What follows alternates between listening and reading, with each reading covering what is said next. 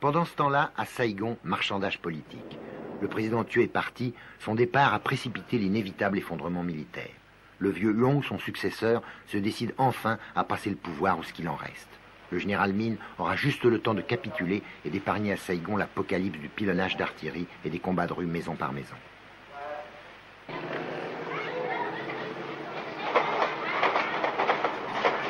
Il est trop tard, bien trop tard pour un compromis politique.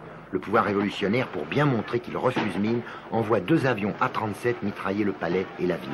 Toutes les armes de Saïgon se mettent à tirer n'importe comment, n'importe où.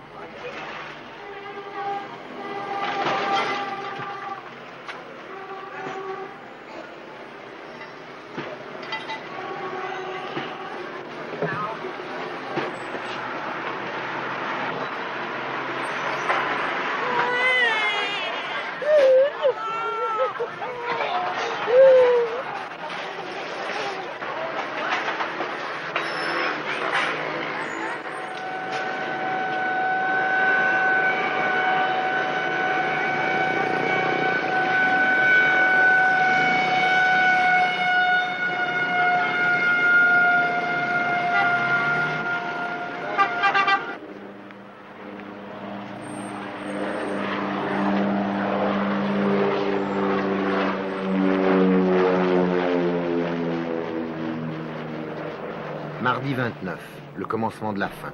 Les gens, pour quelques heures, désertent la rue et se cachent chez eux. Interdiction de quitter Saïgon, les routes sont coupées. Cũng như tránh mọi sự ngộ nhận đáng tiếc có thể xảy ra nếu Phật tử bất hảo trộm cướp hoặc gây rối ngoài công lộ. Các lực lượng an ninh đã được chỉ thị bắn hạ ngay tức khắc.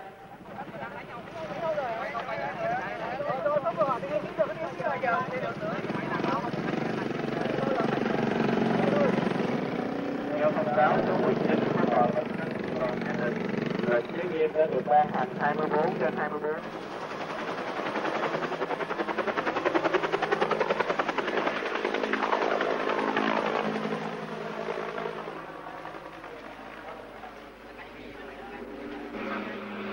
Les Américains, c'est plutôt ceux qui pensent de nous, les Vietnamiens d'abord.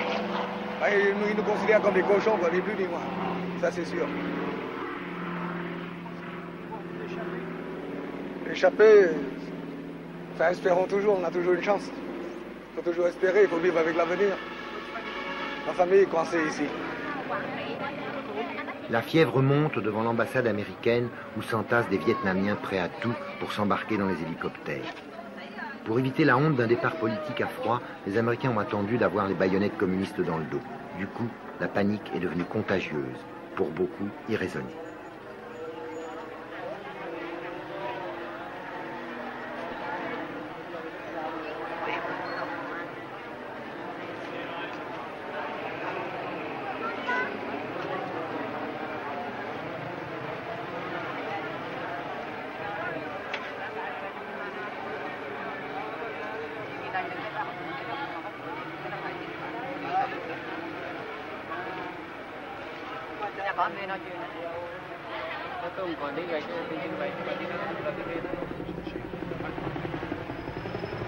Des dizaines, des centaines d'hélicoptères se sont succédés jusqu'au matin sur le toit de l'ambassade et des bâtiments étrangers. Les élus attendaient leur tour de partir, leur mince fortune dans un petit sac, vers les bateaux de la 7e flotte, puis vers Guam et les États-Unis. Pour quel destin? Les Vietnamiens ont payé jusqu'à 15 000 $ leur droit de passage. Il y a eu des scènes violentes et terribles aux portes gardées par des marines en armes.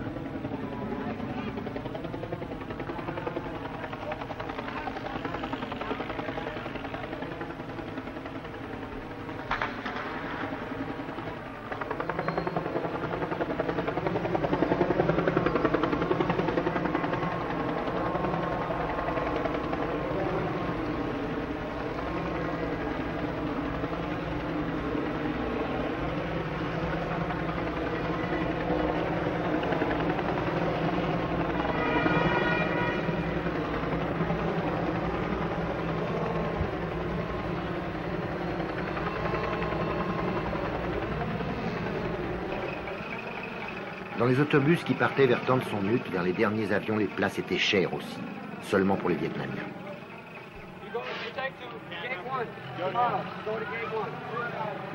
okay? Tomorrow, Not here, can't help you today. American TCN, not for Vietnamese. Tomorrow, going to gate 1, okay? No, I know. But I have to. Okay, you have to go to gate 1.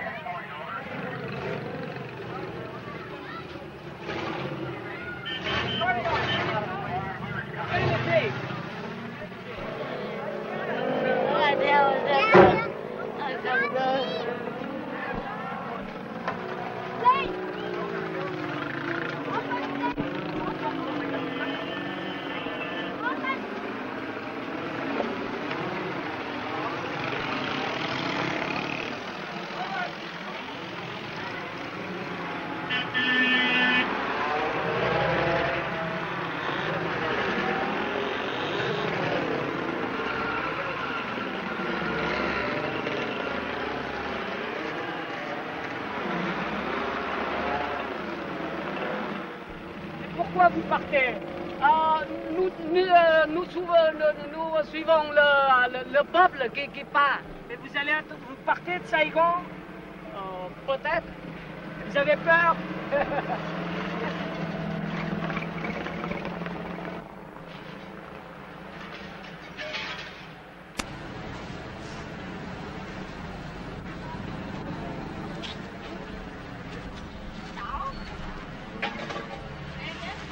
Mercredi matin, le dernier hélicoptère n'avait pas encore décollé que le pillage des bâtiments américains commençait.